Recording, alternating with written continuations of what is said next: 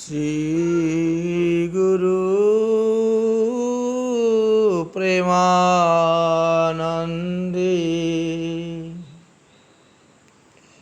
নিতাই গৌর সীতানাথ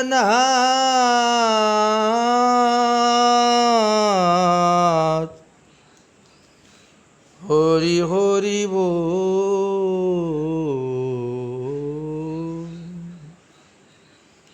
হরি হরি বল। অনর্পিত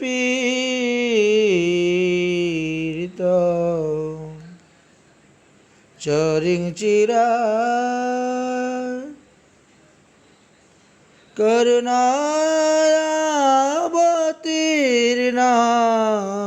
কলো সমর্পয়িতু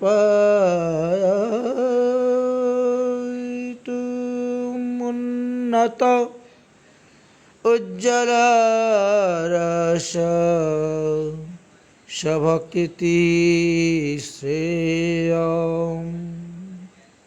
হরিপুরট সুন্দর দূতি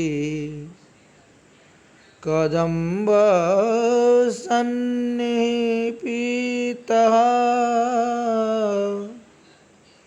সদা হৃদয় স্কন্দরে স্ফুরতো বশচীনন্দনঃ।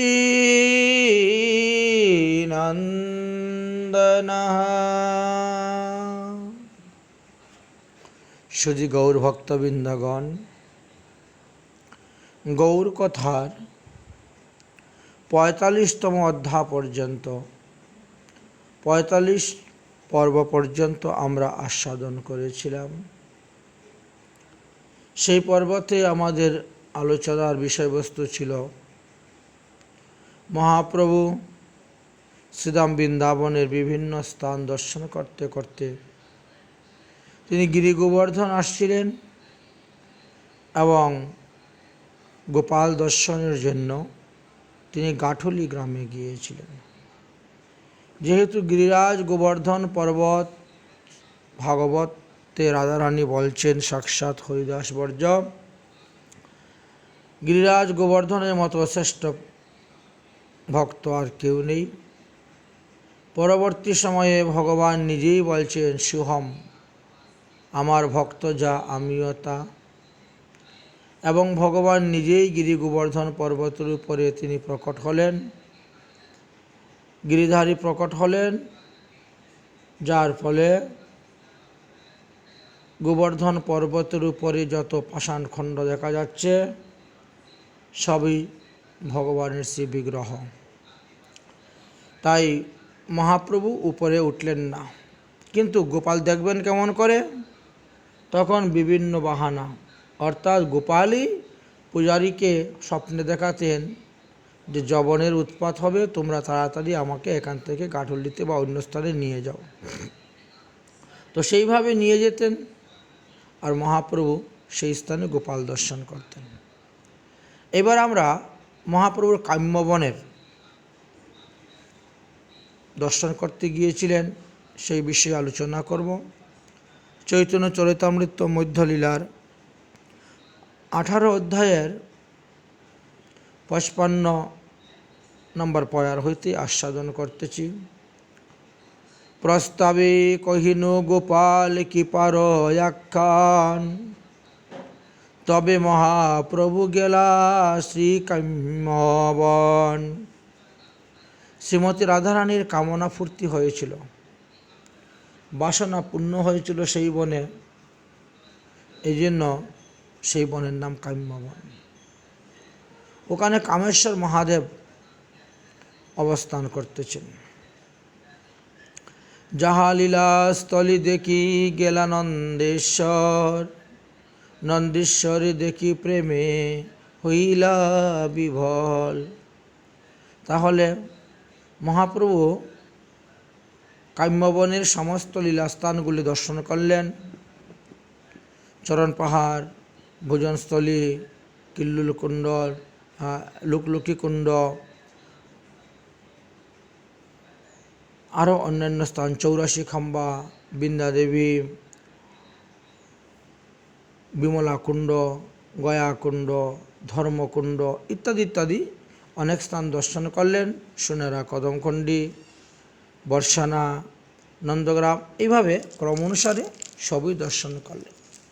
মহাপ্রভু নন্দীশ্বরে যখন আসলেন, নন্দগ্রামে যখন আসলেন, তখন দর্শন করে প্রেমে বড় বিবল হয়ে গেলেন। পাবনাদি সব কুণ্ডে স্নান করিয়া লোকেরে পুছিলা পূর্ব উপর যাইয়া। তারপর পাবন সরোবরে স্নান করলেন, নন্দগ্রামের পাবন সরোবর। তারপর লোককে জিজ্ঞাসা করতে করতে তিনি পর্বতের উপরে গিয়েছিলেন। দুই দিকে মাতা পিতা পুষ্ট কলেবর, মধ্যে এক শিশু হয় ত্রিবঙ্গ সুন্দর। মানুষকে জিজ্ঞেস করলেন, আচ্ছা বলো তো ভাই, ওই পর্বতের উপরে কি আছে? একটা মন্দির দেখা যাচ্ছে। বললেন যে উপরে নন্দ, যশোদা আর গোপালের বিগ্রহ আছে। শুনি মহাপ্রভু মনে আনন্দ পাইয়া, তিন মূর্তি দেখিলা সেই গুপায় গিয়া। তারপরে সেই স্থানে গিয়ে মূর্তি দর্শন করলেন। ব্রজের ব্রজেশ্বরী কইল চরণ বন্ধন, প্রেমাবেশে কৃষ্ণ কইল সর্বাঙ্গ স্পর্শন। ব্রজেন্দ্র, ব্রজেশ্বরী দুজনকে প্রণাম করলেন। সব দিন প্রেমাবেশে নৃত্যগীত করতে লাগলেন। সব দিন প্রেমাবেশে নৃত্যগীত কইলা, তাহা হইতে মহাপ্রভু খদির বন আইলা। সেখান থেকে খদির বনে গেলেন, অর্থাৎ জাবটের দিকে, যেখানে আয়ন ঘোষ, জটিলা, কটিলা আদি থাকেন। লীলাস্থলে দেখি তাহা গেলা শেষ, শাহী খেলন বন দর্শন করে ভান্ডির বন আসি। যেভাবে আমরা 84 কোষ পরিক্রমা করি, সেই অনুসারে সেখান থেকে শেখশাহী থেকে খেলন বন, শেরগড়, তারপরে বিহার বন, রামঘাট আদি দর্শন করে তপোবন, চিরঘাট, ভেয়গ্রাম, নন্দঘাট দর্শন করে যমুনা পার হলেন এবং ভান্ডির বনে গিয়ে উপস্থিত হয়েছিলেন। ভদ্রবনেও গিয়েছিলেন। তারপর শ্রীবন, লৌহবন, মহাবন দর্শন করে পুনরায় মথুরার শ্রীজন্মভূমিতে এসে উপস্থিত হইলেন।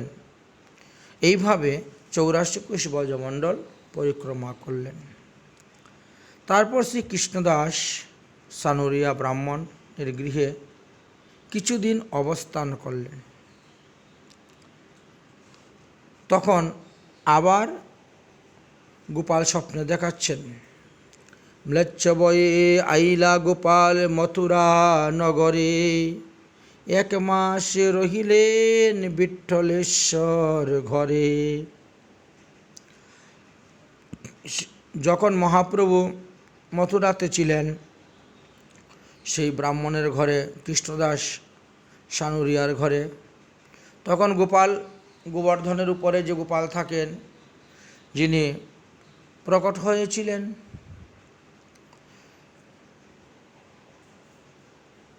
মাধবেন্দ্র পুরীর দ্বারা, সেই গোপাল স্বপ্নে দেখাচ্ছেন, ম্লেচ্ছ ভয় হবে, ম্লেচ্ছর আসবে, অতএব আমাকে মথুরায় চৌবেদের ঘরে নিয়ে যাও। তো এক মাস সেখানে বিঠ্ঠলেশ্বর নামে এক ভক্ত ছিল, তার ঘরেতে ছিলেন, অবস্থান করেছিলেন। শ্রী বল্লভ ভট্টের দুই পুত্র ছিলেন, একজনের নাম ছিল গোপীনাথ, একজনের নাম ছিল বিঠ্ঠলনাথ। এই বিট্ঠলনাথের ঘরে গোপাল এসে 1 মাস ছিলেন। বিট্ঠলনাথের জন্ম 1437 শকেতে হয়েছিল, মৃত্যু 1507 শকে। বিট্ঠলনাথের 7 পুত্র ছিল, তাদের বংশধরগণ এখনও মথুরাতে আছেন।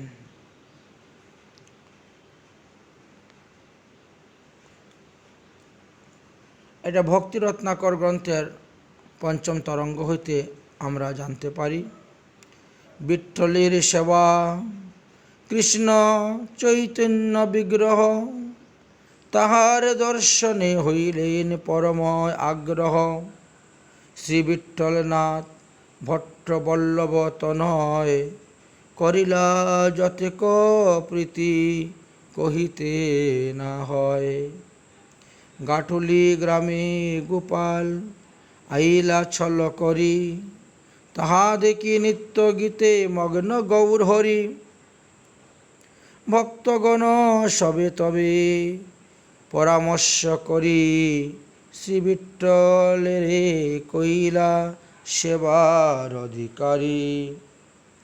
কিন্তু লোকের ভিড় দেখি মহাপ্রভু মথুরা ছাড়িয়া অক্কুর ঘাটে গিয়ে বিশ্রাম করতে শুরু করলেন। কারণ গোপাল যেখানে আছেন সেখানে তো হাজার হাজার লক্ষ লক্ষ লোকের ভিড় হয় দর্শন করার জন্য। তবে প্রতিদিন প্রাতঃকালে মহাপ্রভু অক্কুর ঘাট হইতে স্নান করে বৃন্দাবনের দিকে যেতেন এবং দর্শনাদি করতেন।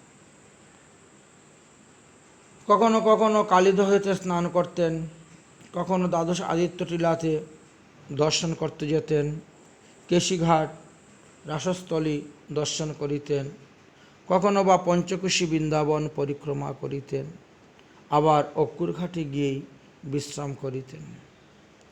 একদিন মহাপ্রভু কি করলেন, প্রাতে বৃন্দাবনে কইলা চিরঘাটে স্নান, তেঁতুলে তলায় আসি করিলা বিশ্রাম। চিরঘাট বলতে বস্ত্রহরণ ঘাট। শ্রীধাম বৃন্দাবনে বস্ত্রহরণ ঘাট যেটা আছে সেখানে তিনি স্নান করলেন এবং তেঁতুলতলাতে এসে বিশ্রাম করলেন, অর্থাৎ সেখানে ইমলিতলা নামে প্রসিদ্ধ, সেই স্থানে মহাপ্রভু বিশ্রাম করেছেন। কৃষ্ণলীলা কালের সেই বৃক্ষ পুরাতন, তার তলে বসি বান্দা পরম চিকন। এই ইমলিতলাটি, এই যে তেঁতুল গাছ, এটা ভগবান শ্রীকৃষ্ণর লীলার সময় থেকেই আছেন। রাধারানী অভিশাপ দিয়েছিলেন যে এই তেঁতুল গাছে কোনোদিনও তেঁতুল পাকবে না, সেই থেকে এই তেঁতুল গাছে কোনোদিনও তেঁতুল পাকত না। তো এর নিচটা সুন্দর করে পাক্কা দিয়ে বাঁধানো করা ছিল, বসার মতো খুব সুন্দর জায়গা ছিল। নিকটে যমুনা বহি শীতল সমীর, বৃন্দাবন শোভা দেখি যমুনার নীর। মহাপ্রভু হরিনাম সংকীর্তন করতেছেন আর যমুনার শোভা দেখতেছেন, শীতল বাতাস মৃদু মৃদু আসতেছে, মহাপ্রভুর অঙ্গে লাগতেছে। তেঁতুল তলে বসি করেন নাম সংকীর্তন, ক্রমে ক্রমে সেখানেও লোকের ভিড় হন। কিন্তু মহাপ্রভু যেখানে যান সেখানেই ক্রমে ক্রমে লোকের ভিড় বাড়তে শুরু হয়। মহাপ্রভু ঠিকমতো নাম সংকীর্তনটাও করতে পারছেন না, তাই সেখান থেকে আরও একটু নির্জন স্থানে তিনি চলে গেলেন। এবার প্রাতঃ হইতে 3য় প্রহর পর্যন্তই কাহারও কোনো উৎপাত নেই। প্রভু মনের আনন্দে সেখানে বসিয়া সংখ্যাপূরক নাম করেন এবং 1-2 জন যারা আসেন তাদেরকে কৃষ্ণ ভজন করার উপদেশ করেন। 3য় প্রহরে লোক পায়ে দর্শন, সবারই উপদেশ করেন কর নাম সংকীর্তন। এক সময়ে কৃষ্ণদাস নামে এক গৃহস্থ বৈষ্ণব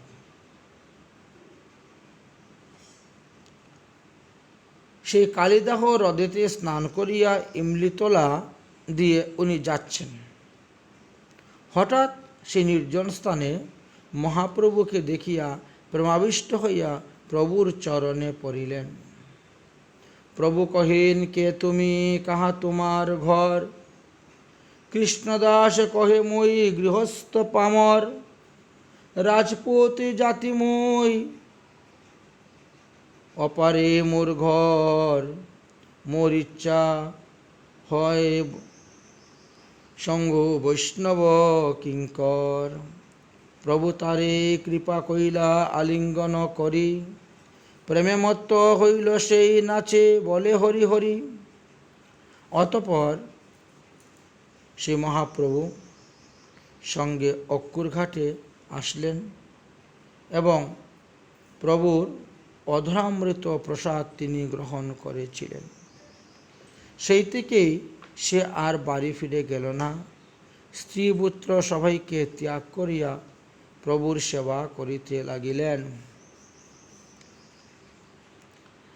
একদিন প্রভাতে মহাপ্রভু অকর্তৃত্ব হইতে বৃন্দাবনে আসিয়া দেখছেন যে প্রচুর লোকের ভিড়। এত লোকের ভিড় কেন? না, সকলেই কোলাহল করিতেছেন যে বৃন্দাবনের যমুনার কালীদহেতে গতরাত্রে শ্রীকৃষ্ণ প্রকট হয়েছিলেন। কালীয় নাগের ফণির উপরে শ্রীকৃষ্ণ নৃত্য করিয়াছিলেন, এই জন্য এত ভিড়। এই মতন 3 রাত্রি লোকেরও গমন, সবে আসি কহিন কৃষ্ণ পাইন দর্শন। মহাপ্রভু শুনলেন, আচ্ছা ঠিক আছে। ভট্টাচার্য তবে কহিন প্রভুর চরণে, আজ্ঞা দেও যাই করি কৃষ্ণ দর্শনে। প্রভু, আপনি তো অক্কুর ঘাটের মধ্যে থাকি আমরা, কিন্তু বৃন্দাবনের কালীদাকে নাকি প্রতিদিন কৃষ্ণ কালীনাগের উপরে উঠে সর্প নৃত্য করেন, আমি একটু দর্শন করব, আমাকে আজ্ঞা দাও। তবে তারে কহেন প্রভু চাপর মারিয়া, মূর্খের বাক্য মূর্খ হইল পণ্ডিত হইয়া। মহাপ্রভু তখন প্রেমাবশে তাকে একটা চর মারলেন, মেরে বলছে, ধর এসব মূর্খের বাক্য, তুমি একজন পণ্ডিত হইয়া ওইসব মূর্খের কথা শুনতে যাচ্ছ। ভগবান শ্রীকৃষ্ণ ওই রাত 3টার সময় কালীয় নাগের উপরে উঠে নৃত্য করতেছেন, কালীদাহের মধ্যে দেখা যাচ্ছে 3 দিন ধরে। এটা তুমি বিশ্বাস করো? না, হতেও পারে। বাতুল না হইয় ঘরে রহত বসিয়া, কৃষ্ণ কেন দর্শন দিবে রাত্রিতে আসিয়া। ভগবানকে দর্শন দেওয়ার সময় নেই যে 3 দিন ধরে ওই রাত্রে 3য় প্রহরে এসে ইনি দর্শন দেন, অন্য সময় দর্শন দেন না। কৃষ্ণ কি দিনে খেলা দেখা দিতে না পারে? ভগবানকে দিনের বেলা দেখা দিতে পারেন না? শুনো, যাহারা কৈবর্ত অর্থাৎ মৎস্যজীবী, যাহারা মৎস্যজীবী তাহারা রাত্রিতে নৌকা নিয়ে মাছ ধরতে যায়। রাত্রিকালে তাই একটা হারিকেন জ্বালিয়ে তারা রওনা হয় নৌকা নিয়ে। দূর হইতে তাহা দেখিয়া লোকের মনে ভ্রম যে ওটা কালীয় নাগের চৌক। তো কালীর শরীরে কৃষ্ণ করিতেছেন নৃত্য। নৌকাতে কালীয় জ্ঞান দ্বীপে রত্ন জ্ঞানে, জ্বালিয়াছে মুরলোকে কৃষ্ণ কারো মনে।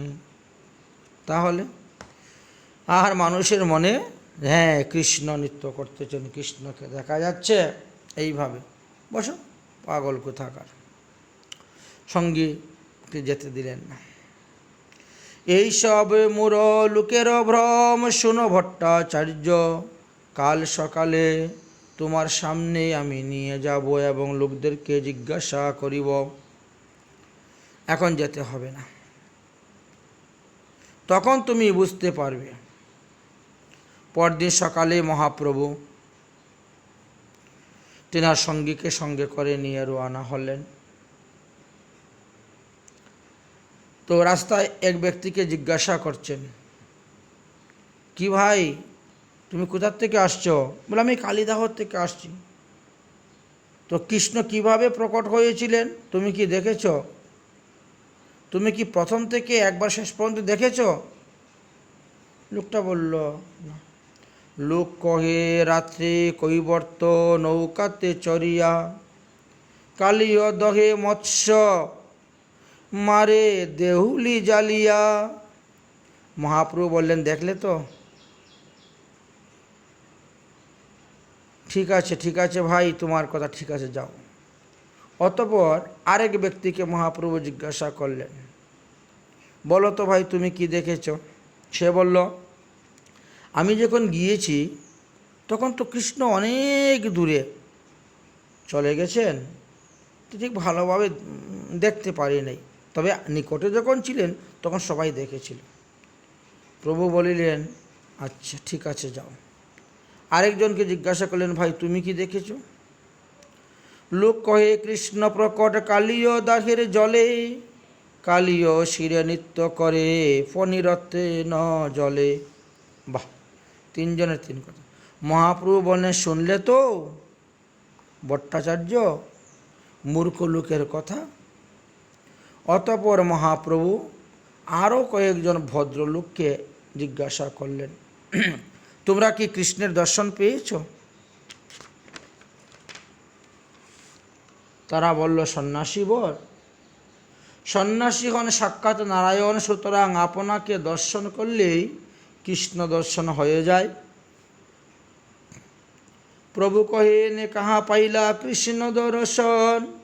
লোক কহে, সন্ন্যাসী তুমি সাক্ষাৎ নারায়ণ। বৃন্দাবন হইলা তুমি কৃষ্ণ অবতার, তোমাদিকে সর্বলোক হইল নিস্তার। প্রভু কহিন, বিষ্ণু বিষ্ণু ইহা না কহিবা, জীবা অধম কৃষ্ণ জ্ঞান কবু না করিবা। মহাপ্রভু নিজেকে আত্মগোপন করতেছেন। খবরদার, তোমরা আমাকে এরকম ঈশ্বর বলবে না, আমি তো জীব। জীবকে কখনো ঈশ্বর জ্ঞান করতে নাই, কৃষ্ণ জ্ঞান করে বলতে, এতে আমার পাপ হইবে। বিষ্ণু বিষ্ণু। কারণ মহাপ্রভু লোককে শিক্ষা দিয়ে বলছেন যে জীব কখনো কৃষ্ণ হতে পারে না, কৃষ্ণ নহে, সুতরাং জীবে কৃষ্ণ বুদ্ধি কখনো করিও না। মায়াবাদী সন্ন্যাসীগণ তারা নিজেকে ব্রহ্ম বলিয়া মনে করেন। দণ্ড গ্রহণ মাত্রই নর নারায়ণবৎ দণ্ডীগণকে কেবল অদ্বৈত মায়াবাদীগণ ওম নমো নারায়ণ বলিয়াই সম্বোধন করেন, মুখে নারায়ণ নারায়ণ বলিয়া থাকেন। স্মার্ত প্রথায় গৃহস্থ ব্রাহ্মণ প্রভৃতি সকলেই সেই সন্ন্যাসীকে দেখিলে নারায়ণ জ্ঞানে প্রণাম করিয়া থাকেন। এটিও মানুষের ভ্রম, কারণ ঈশ্বর আর জীবের মধ্যে কত পার্থক্য আছে সেটা সাধারণ মানুষ জানে না। ভগবান সর্বদা সচিদানন্দ এবং লাদিনী ও সম্বিনী শক্তির দ্বারা তিনি আশ্লিষ্ট। মানুষ সর্বদাই সিংহ আরোপিত অবিদ্যার দ্বারা সংবৃত্ত। ভগবান ঈশ্বর তত্ত্ব, মানুষ জীবতত্ত্ব। ভগবান মায়াধীশ, জীব মায়ার অধীন। ভগবান নিত্য পূজ্য, জীব পূজক। ভগবান প্রভু, জীব সেবক। ভগবান সূর্য সম, জীব সূর্যের কিরণের কণা সম। তাই কখনো জীবকে নারায়ণ বলিয়া প্রণাম করা উচিত নয়। সন্ন্যাসী চিৎকন জীব কিরণ কণ সম, সরৈশ্বর্য পূর্ণ কৃষ্ণ হয় সূর্য সম। জীব ঈশ্বর তত্ত্ব কবু নহে সম, জলদগ্নি রাশি জইছে স্ফুলিঙ্গের কণ। এইভাবে মহাপ্রভু তাদেরকে বুঝাইতেন। যে মূঢ় কহেন জীব ঈশ্বর হয় সম, সে তো পাষণ্ডী হয়, দণ্ডে দেয় তারে যম। যস্তু নারায়ণং দেবং ব্রহ্ম রুদ্রাদিদৈবতে, সমর্থনেব ভিক্ষেত সপাষণ্ডী ভবেৎ ধ্রুবম। শাস্ত্রে প্রমাণ আছে, বৈষ্ণবতন্ত্র শাস্ত্র বচনে, যিনি ব্রহ্মা রুদ্রাদি দেবতার সহিত নারায়ণকে সমান করিয়া দেখেন, তিনি নিশ্চয় পাষণ্ডী। জীবের কথা তো অনেক দূরে, কিন্তু মানুষ জীবকেই নারায়ণ বলে, প্রভু বলে থাকেন। লোক বলে আপনার তটস্থ লক্ষণ এবং স্বরূপ লক্ষণ দুটি বিচার করে আপনার ব্রজেন্দ্র নন্দন বলিয়া আমরা মনে করিতেছি, তাই আমরা আপনাকে শ্রীকৃষ্ণ বলিয়াছি। আকৃতি তোমার দেখি ব্রজেন্দ্র নন্দন, দেহ কান্তি পীতবসন কইলে আচ্ছাদন। তুমি তো ব্রজেন্দ্র নন্দন, কিন্তু তোমার সেই হলুদ ধুতি আর দেহের কান্তিকে তুমি ঢেকে রেখে দিয়েছ, আচ্ছাদন করে রেখে দিয়েছ, কখনো কখনো প্রকাশ পায়। মৃগমন্দ বস্ত্রের গন্ধ তবু না লুকায়, ঈশ্বর স্বভাব তোমার ঢাকা নাহি যায়। তুমি যতই নিজেকে লুকাচ্ছ, কিন্তু সেই মৃগমন্দ বস্ত্রের গন্ধটা তো বেরিয়ে আসতেছে, সুতরাং সেটাকে তুমি লুকাতে পারো না। অঙ্গের রং লুকিয়ে দিয়েছ, বস্ত্রের রং লুকিয়ে দিয়েছ, কিন্তু গন্ধটা এখনো লুকাতে পারো নাই। ও লেখিকে প্রকৃতি তোমার বুদ্ধি অগোচর, তোমা দেখি কৃষ্ণ প্রেম জগত পাগল। স্ত্রী বাল বৃদ্ধ আর চণ্ডাল যবন, যেই তোমায় একবার পায়ে দর্শন। কৃষ্ণ নাম লয়ে নাচে হইয়ায় নমক্ত, যে একবার তোমার দর্শন পায় সে কৃষ্ণ নাম করতে করতে নৃত্য করতে করতে উন্মত্ত হয়। সে স্ত্রীলোক হোক, বালক হোক, বৃদ্ধ হোক, যুবক হোক, চণ্ডাল হোক বা যবনী হয়ে থাকুক না কেন।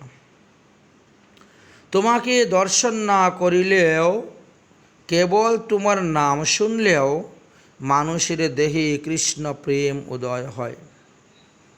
মহাপ্রভু তখন তাহাদিগকে আলিঙ্গন করিয়া অক্কুর ঘাটে চলে গেলেন, ভোজনান্তে বিশ্রাম করিলেন। এইভাবে বেশ কিছুদিন অক্কুর ঘাটে আছেন। একদিন মহাপ্রভু অক্কুর ঘাটে বসে ভাবিতেছেন, এই ঘাটে অক্কুর বৈকুণ্ঠ দর্শন করিল, এই ঘাটে ব্রজবাসীগণ গোলক দর্শন করিল, সুতরাং আমিও দর্শন করিব। তাই মহাপ্রভু জলের মধ্যে ঝাঁপ দিয়ে পড়লেন, আর জল থেকে উঠছেন না, মানে জলের তলাতেই রয়ে গেলেন। তাহা দেখিয়া কৃষ্ণদাস সনরিয়া চিৎকার করে কাঁদতে শুরু করলেন। বলভদ্র ভট্টাচার্য তাড়াতাড়ি দৌড়ে আসলেন তাহা শুনে। কি হয়েছে, কি হয়েছে যে প্রভু এইভাবে জলে পড়ে গেছেন আর উঠছেন না? তিনি ঝাঁপ দিয়ে জলের মধ্যে পড়লেন এবং মহাপ্রভুকে জল থেকে তুললেন। তারপর বলভদ্র বললেন, কৃষ্ণদাস রাজপুত ও কৃষ্ণদাস সনুরিয়া বসে যুক্তি করলেন যে প্রভু তো প্রতিদিনই সকালে বৃন্দাবন দর্শন করতে যান, আর আমি নিমন্ত্রণ রক্ষা করার জন্য এখানে সেখানে যেতে হয়, রান্নাবান্না করতে হয়, সবসময় প্রভুর সঙ্গে থাকতে পারছি না। যদি এইভাবে বৃন্দাবনের যমুনায় ঝাঁপ দেন, ডুবে যান, তবে তাকে কে উঠাইবে? এমত অবস্থায় আমরা এখন কি করতে পারি? বড় চিন্তার মধ্যে পড়লেন। সুতরাং বৃন্দাবন থেকে তাহাকে নিয়ে নীলাচলে চলে যাওয়াটাই শ্রেয়কর হবে। প্রথমত প্রয়াগে মকর সংক্রান্তি উপলক্ষে স্নান করে কথা বলবো, নিয়ে যাব, তারপরে ধীরে ধীরে সেখান থেকে অগ্রসর হয়ে যাওয়া যাবে। তাই একদিন ভট্টাচার্য ধীরে ধীরে বললেন, প্রভু প্রতিদিন 10-20 স্থান হইতে নিমন্ত্রণ আসে, আমি একা সামলাতে পারছি না, বড় কষ্ট হচ্ছে। তবে আমার মনে হয় কান্যকুব্জ, সারস্বত, গৌর, মৈথিল্য, উৎকল, এই হলো পঞ্চগৌর ব্রাহ্মণ, এবং আন্ধ্র, কর্ণাটক, গুজরাট, দ্রাবিড় ও মহারাষ্ট্র এই পঞ্চ দাক্ষিণাত্য ব্রাহ্মণ। এই যে 10 প্রকার বৈদিক শুদ্ধ ব্রাহ্মণগণ আছেন, তাহাদেরকে নিমন্ত্রণের জন্য ব্যবস্থা করে দেই। তারা রান্নাবান্না করুক, আপনি সেখানে ভোজন করবেন। কারণ এক এক দিনে 10-20 স্থানের নিমন্ত্রণ রক্ষা করা আমার দ্বারা সম্ভব হচ্ছে না। তাহলে এই স্থানেতে আমরা 10 প্রকার ব্রাহ্মণ দেখতে পেলাম, এবং এরা উচ্চপদস্থ ব্রাহ্মণ। তাহলে প্রথম পঞ্চগৌর ব্রাহ্মণ পাওয়া গেল। পঞ্চগৌর ব্রাহ্মণের মধ্যে কাদেরকে পেলাম? কান্যকুব্জ, সারস্বত, গৌর, মৈথিল্য, উৎকল।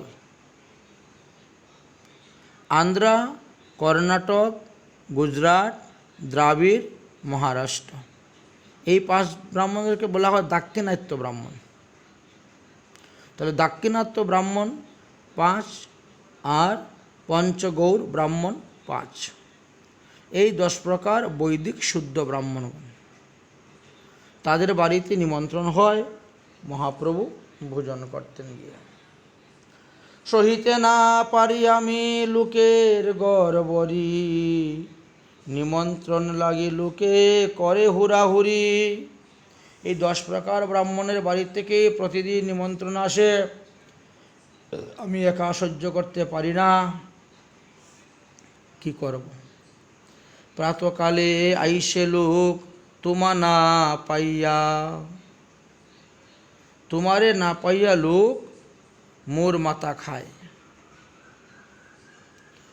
তবে সুখ হয় যবে গঙ্গার পথে যাইয়ে, এবে যদি যাই মকর সংক্রান্তিতে গঙ্গা স্নান পাইয়ে। আমার মনে হচ্ছে আর এখানে বেশি দিন থাকা উচিত নয়। এইবার যদি আমরা গঙ্গার পথ ধরি তো একটু শান্তি পাওয়া যাবে, আরাম পাওয়া যাবে।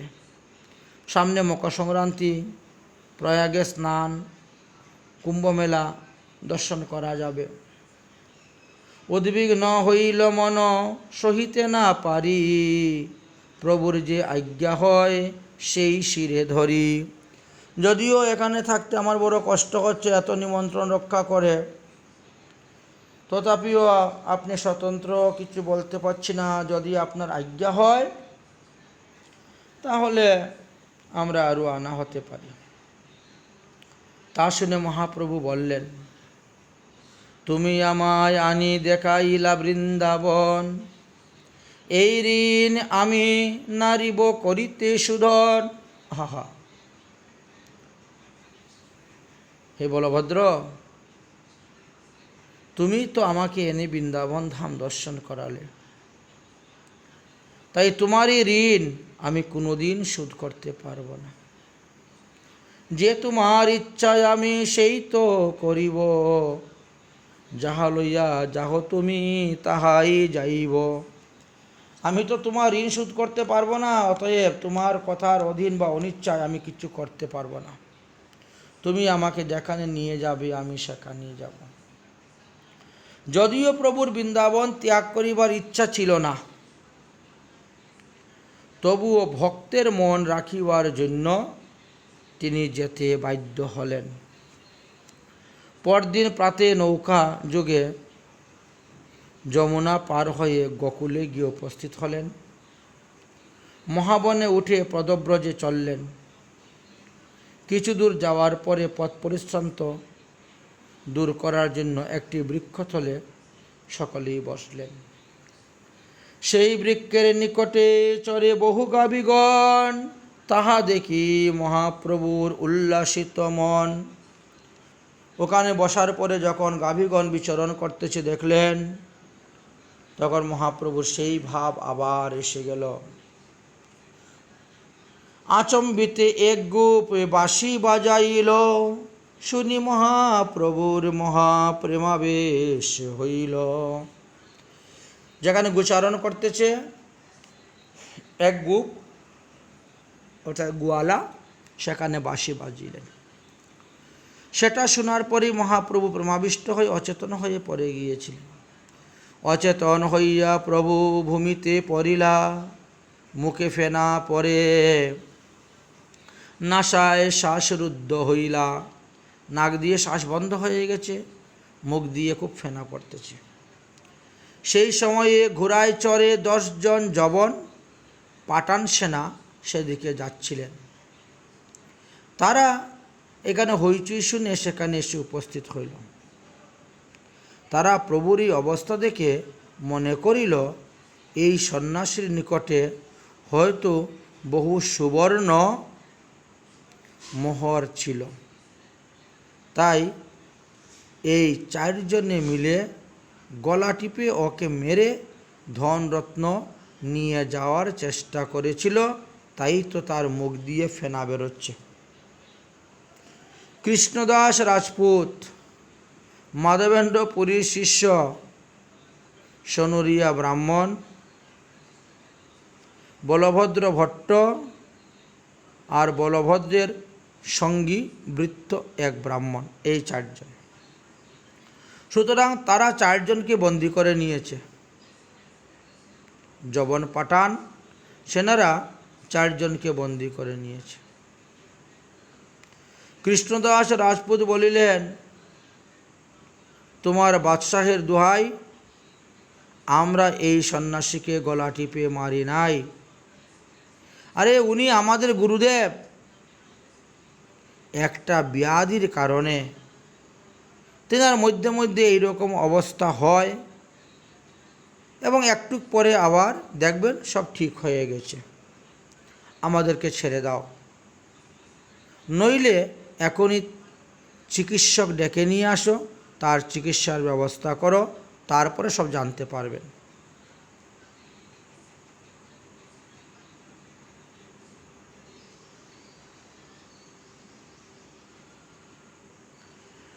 যদি আমাদের কথা না শোনো, আমরা এখন জোরে চিৎকার করতে শুরু করব। আর আমাদের চিৎকার শুনলে পরে চতুর্দিকে লোক আসবে, এসে তোমাদেরকে ধরে মেরে পিঠে বেঁধে আর তোমাদের ঘোড়াগুলা সব কারিয়ে নিয়ে মথুরায় চলে যাবে। জানো, পাঠান সৈন্য বলছেন আমরা 2 জনকে ছেড়ে দিব, কিন্তু 2 জনকে রাখব।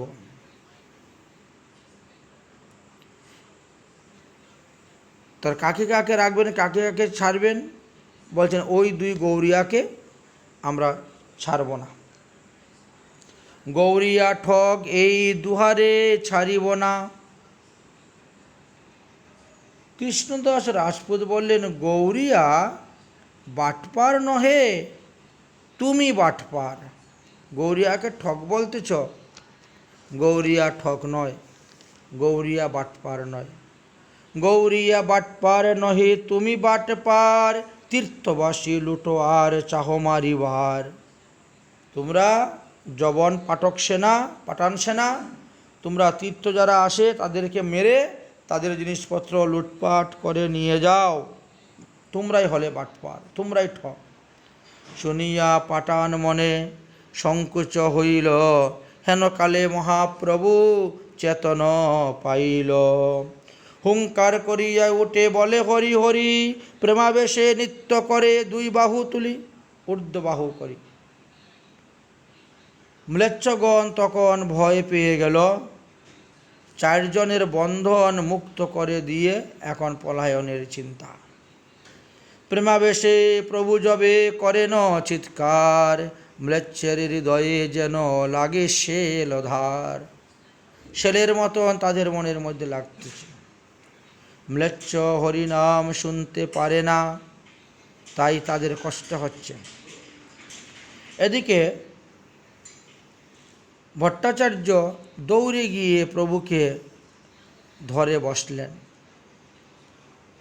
এবার পাঠান সৈন্যগণ আসিয়া প্রভুকে প্রণাম করিয়া বলিলেন, এই চার ঠক আপনাকে ধূত্রা খাওয়াইয়া পাগল করে সমস্ত ধন রত্ন লুটপাট করিয়া নিয়ে যাইতেছিল।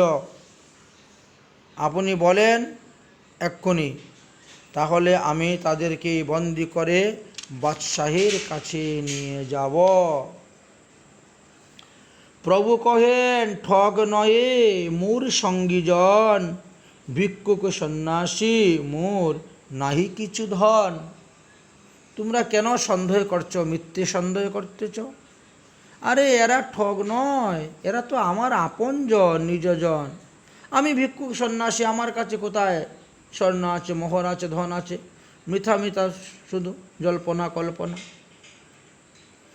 মৃগী ব্যাধিতে আমি কবু হই অচেতন, এই চারি দয়া করি করে ন পালন।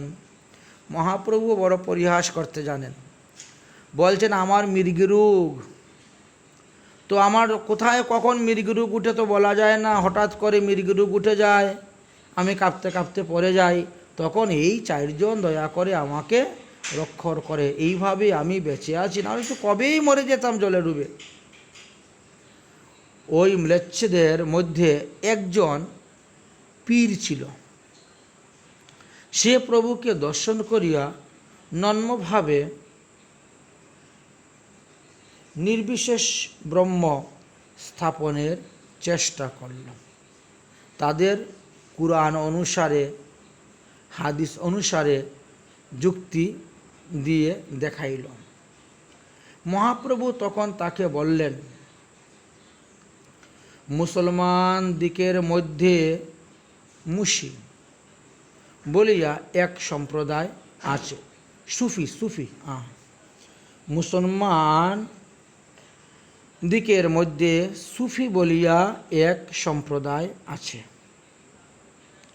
তাহাদের মতেই নির্বিশেষ ব্রহ্ম বা অদ্বৈত ব্রহ্মবাদ।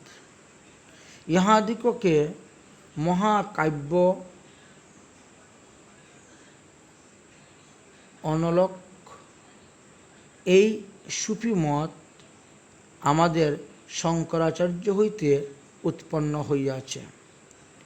কুরআনে বা তোমার মুহাম্মদীয় শাস্ত্রে মুহাম্মদের সপ্তম স্বর্গে ঈশ্বর দর্শন বর্ণিত, ঈশ্বরের পূর্ণ বিগ্রহ স্বীকৃতি হইয়াছে। তোমার শাস্ত্র কহেন, শেষে একই ঈশ্বর, সর্বৈশ্বর্য পূর্ণ তিহু শ্যাম কলেবর, সচিদানন্দ দেহ পূর্ণ ব্রহ্মস্বরূপ, সর্বাত্মা সর্বজ্ঞ নিত্য সর্বাদি স্বরূপ। স্থিতি সৃষ্টি স্থিতি প্রলয়, তাহা হইতে হয় স্থূল সূক্ষ্ম জগতের হিতু সমাশ্রয়। সেই ভগবানের প্রীতি বা ভক্তি হল সংসার বন্ধন মোচনের একমাত্র উপায়, পরম পুরুষার্থ। সর্বশ্রেষ্ঠ সর্বারাধ্য কারণের কারণ, তার ভক্ত হয় জীবের সংসার তারণ। তার সেবা বিনা জীবের না হয় সংসার, তাহার চরণে প্রীতি পুরুষার্থ সার। মুক্ষাদি আনন্দ যার নহে এক কণ, প্রাণানন্দ প্রাপ্তি চার চরণ সেবন। এই জন্য তোমাদের কুরআন পূর্বে কর্ম জ্ঞান যোগ বলিয়া শেষে ভগবত ভক্তিই সংস্থাপন করিয়াছেন। সেই ঈশ্বরের ইবাদত অর্থাৎ 5 সময় নামাজ সেবা না করিলে জীবের পুরুষার্থ লাভ হয় না। এখানে সেবাই শ্রেষ্ঠতা স্থাপন করিয়াছেন। আচ্ছা মৌলানাজি, আপনি তো পণ্ডিত মুসলমান ধর্মের, আচ্ছা ইসলাম ধর্মের পণ্ডিত, তোমার পণ্ডিত সবাই নাহি শাস্ত্র জ্ঞান, পূর্বপর বিধি মধ্যে পরবলবান। তো তোমার ইসলাম ধর্মে যে পণ্ডিতগণ আছেন এরা ততটা শাস্ত্র জ্ঞান নেই। তারা এই জিনিসটা বুঝে না যে পূর্বে একটা বিধি আর পরে আরেকটা বিধি বলা হয়েছে, তাহলে পূর্ববিধি হইতে পরবিধিটা বলবান হয়ে থাকে। তাহলে তোমাদের পূর্ববিধিতে যেমন ঈশ্বর নিরাকার বলেছেন, ঠিক তেমনিভাবে পরবিধিতে বলে গিয়েছেন যে ঈশ্বরের রূপ আছে। তো রূপ যেহেতু আছে তাহলে তিনি সাকার। কীরকম সাকার? না তিনাকে দেখতে কৃষ্ণ শ্যামবর্ণ। তো পূর্ববিধিতে কর্ম যোগ জ্ঞানের কথা বলেছেন, পরবিধিতে ঈশ্বরের সেবার কথা বলেছেন, ভগবত ভক্তির কথা বলে গিয়েছেন। তাহলে পরবিধিটা বলবান। নিজ শাস্ত্র দেখি তুমি বিচার করিয়া, কি লাগিয়া শেষে কহ নির্ণয় করিয়া। মৌলানা বলিলেন, আমাদের শাস্ত্রের গুরু কথা সাধারণ পণ্ডিতগণও বুঝতে পারে না। এই জন্য আমাদের আল্লাহ নিরাকার ভাব লইয়াই লোক ব্যাখ্যা করেন। তাহার সচিদানন্দ আকার যে চরম সেব্য, তাহা আমাদের মুসলিম অনেক পণ্ডিতরাই জানে না। এই তো গোসাই তুমি সাক্ষাৎ ঈশ্বর, মুরে কৃপা কর মই অযোগ্য পামর। সেই পাঠান মুসলমান মহাপ্রভুকে ধরেছেন যে তোমার সিদ্ধান্ত আমার সিদ্ধান্ত এক হয়ে গেছে, অতএব তুমি সাক্ষাৎ ঈশ্বর, আমি অতি অযোগ্য পামর, তুমি আমাকে কৃপা করো। অনেক দেখেনু মই ম্লেচ্ছ শাস্ত্র হইতে, সাধ্য সাধন বস্তু নাহি নির্ধারিতে। আমি ইসলাম ধর্মের যত শাস্ত্র আছিল সব পড়েছি, কিন্তু সাধ্য সাধন বস্তু তাদের মধ্যে নির্ধারণ করতে পারি নাই। তোমাদের কি জিহ্বায় মলে বলে কৃষ্ণ নাম, আমি বড় জ্ঞানী এই গেল অভিমান। কিন্তু আজকে তোমাকে দেখে আমার মুখে কৃষ্ণ নাম হচ্ছে।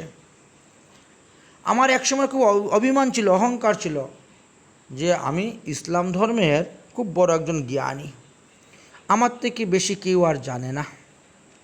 কিন্তু সেই অভিমান আজকে আমার দূর হয়ে গেল। কৃপা করি বল মোরে সাধ্য সাধনে, এত বলি পরেন মহাপ্রভুর চরণে। মহাপ্রভু বললেন, উঠো। উঠ কৃষ্ণ নাম তুমি লইয়া, কোটি জন্মের পাপ গেল পবিত্র হইলা। আজ যে তুমি কৃষ্ণ নাম উচ্চারণ করলে, এর ফলে তোমার কোটি জন্মের সমস্ত পাপ দূর হয়ে গেল। আজকে তুমি পবিত্র হয়ে গেলে। কৃষ্ণ কহ কইলা উপদেশ, সবে কৃষ্ণ কহে সবার হইল প্রেমাবেশ। তারপরে ওই 10 জন যবন পাঠান ছিল যে সৈন্য, সকলেই তখন কৃষ্ণ কৃষ্ণ করতে শুরু করলেন। সকলের দেহের মধ্যেই প্রেমের উদয় হইল। মহাপ্রভু তখন ওই মৌলানার নাম দিলেন রামদাস। যাও, প্রভু কহেন তারে রামদাস নাম দিলাম, আজকে থেকে তুমি রামদাস নামে পরিচিত। তাহা দেখিয়া যবন রাজার ছেলে বিজলি খান প্রভুর চরণ ধরে প্রণাম করিয়া কৃষ্ণ কৃষ্ণ বলতে লাগলেন। প্রভু তাহার মস্তকে চরণ দিলেন। তা সবারে কৃপা করি প্রভু তু চলিলা, সেই তো পাঠান সব বৈরাগ্য হইলা। পাঠান বৈষ্ণব বলি হইল তার খ্যাতি, সর্বত্র গাহিয়া বলেন মহাপ্রভুর কৃতি। তাহলে পাটনা বা পাঠান দেশেতেও মহাপ্রভু কৃপাতে অনেক মুসলমান ইসলাম ধর্ম ত্যাগ করে সনাতন ধর্ম গ্রহণ করেছিলেন এবং পরম বৈরাগ্য হয়েছিলেন, এবং তারা মহাপ্রভুর ভাবধারা প্রচার প্রসার করেছিলেন, মহাপ্রভুর বড় ভক্ত হয়েছিলেন। মহাপ্রভুর কীর্তি আছে। সেই বিজলি খান হইতে মহাভাগবত, সর্বতীর্থ হইল তাহার পরম মহৎ। সেই বাদশাহের ছেলে বিজলি খান পরম ভক্ত হয়েছিলেন মহাপ্রভুর। তিনি সমস্ত তীর্থ ভ্রমণ করতেন, সমস্ত তীর্থের মহিমা কীর্তন করতেন। ওই ছেলীলা করেন প্রভু শ্রীকৃষ্ণ চৈতন্য, পশ্চিমে আসিয়া কইলেন যবনাদি ধন্য। এইভাবে মহাপ্রভু বহু যবনকে ধন্য করেছিলেন। তারা মহাপ্রভুর প্রেমেতে আকৃষ্ট হয়ে সনাতন ধর্ম গ্রহণ করেছিলেন। পথে যেই জন প্রভু পাইল দর্শন, সেই প্রেমে মত্ত হয়ে করে কৃষ্ণ সংকীর্তন। এই মতন চলি প্রভু প্রয়াগে আইল, 10 দিন ত্রিবেণীতে মকর সংক্রান্তিতে স্নান কইল। এইভাবে কৃপা করতে করতে মহাপ্রভু প্রয়াগে আসলেন, 10 দিন অবস্থান করলেন, কুম্ভমেলা আদি দর্শন করলেন, আর প্রতিদিন ত্রিবেণী সঙ্গমে স্নান করলেন। তারপর রাজপুত কৃষ্ণদাস সোনরিয়া ব্রাহ্মণ কৃষ্ণদাসকে বিদায় দিলেন। তোমরা তোমাদের মথুরায় ফিরে যাও, তোমরা অনেক দূর পর্যন্ত আমার সঙ্গে এসেছ, এবার তোমরা তোমাদের রাস্তা ধরো। তোমরা এই যে রাস্তায় এসেছি এই রাস্তা ধরে তোমরা যমুনার পাড় ধরে মথুরায় ফিরে যাও, আর আমি এখন গঙ্গার পাড় ধরে কাশীর দিকে অগ্রসর হইব। অতএব আর কাল বিলম্ব করা যাবে না। এইভাবে মহাপ্রভু তাদেরকে সেদিকে পাঠিয়ে দিলেন, আর মহাপ্রভু প্রয়াগেতে অবস্থান করলেন। মহাপ্রভু যখন বৃন্দাবন হইতে পুনরায় প্রয়াগে গমন করেছিলেন, সেই সময়ে একটি ঘটনা ঘটেছিল। এদিকে শ্রীরূপ, সনাতন গোস্বামী এবং অনুপম তারা মহাপ্রভুর দর্শন করেছিলেন রামকেলি গ্রামে। সেখানে দর্শন করার পর প্রভুর পাদপদ্ম লাভ করিবার জন্য তারা 2 বার পুরস্চরণ করেছিলেন। সেখানে রামকেলি গ্রামে যত ধন ছিল সমস্ত ধন নৌকাতে ভরিয়া নিয়ে বাকলা চন্দ্রদ্বীপে চলে যান, ফতেয়াবাদের নিকটে নিয়ে যান এবং সমস্ত ব্রাহ্মণ বৈষ্ণবদেরকে সেই ধন দান করেন। শ্রীরূপ গোস্বামী আর কিছু ধন 4 ভাগ করে 1 ভাগ আত্মীয় স্বজন ইষ্টি কুটুমদেরকে দান করেছিলেন।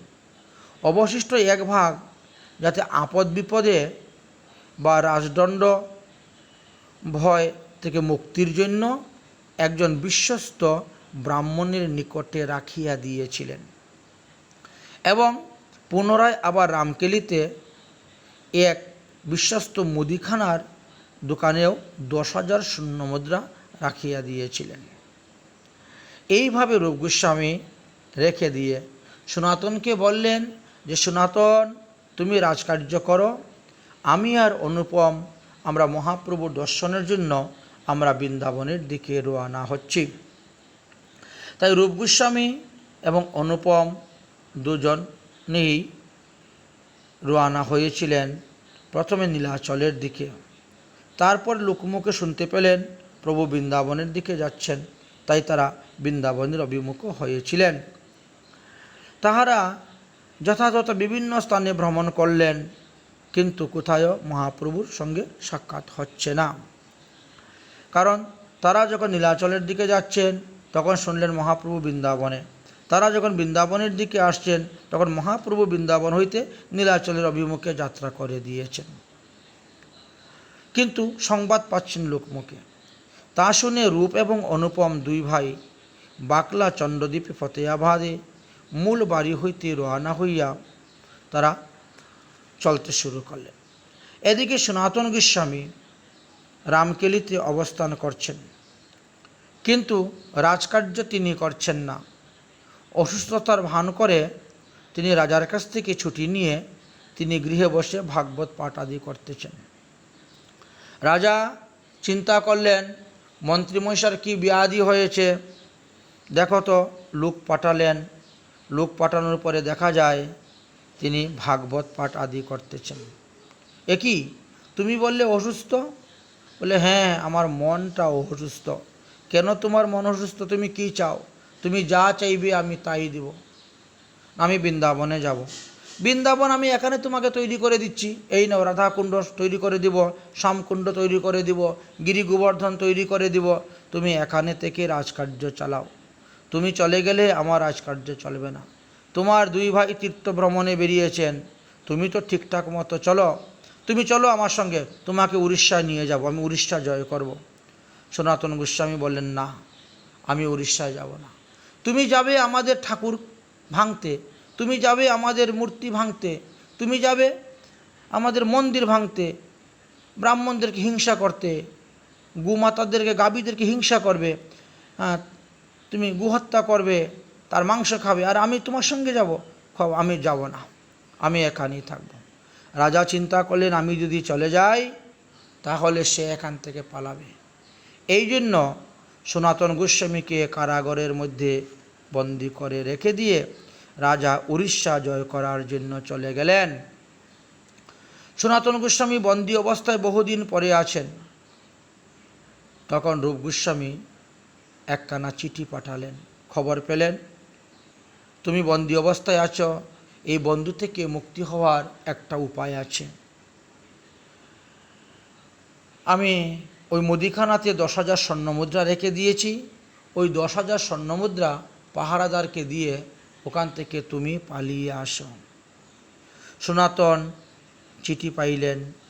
চিঠি পাইয়ে চিঠির মধ্যে লেখা আছে, আমরা দুই ভাই চলিলাম তাহারে মিলিতে, তুমি জইচে তৈচে ছুটিয়া আইস তাহা হইতে। 10,000 স্বর্ণমুদ্রা তথায় আছে মুদির স্থানে, তাহা দিয়া কর শীঘ্রই আত্মবিমোচনে। আর আমরা দেশে ফিরে যাব না। তো এইভাবে দিয়েছিলেন। পরবর্তী সময়ে দেখা গেল এই 10,000 স্বর্ণমুদ্রা দিয়ে অনেক কষ্টে তিনি বন্দিশালার থেকে ছুটে বেরিয়ে এসেছিলেন। এই তত্ত্বকথা আমরা যখন সনাতন গোস্বামীর জীবনী পাঠ করব তখন বিস্তারিতভাবে বলবো। এইখানে আমরা সংক্ষেপে বলে যাচ্ছি। তারপরে মহাপ্রভুর সঙ্গে কিভাবে সনাতন রূপ গোস্বামীর দেখা হলো, রূপ শিক্ষা দিয়েছিলেন, আমরা এই বিষয়ে আলোচনা করব আগামী পর্বতে। এই পর্বতে আমরা এখানেই বিশ্রাম দিচ্ছি। নিতাই গৌর শীতনাথ প্রমানন্দে হরি হরি বল।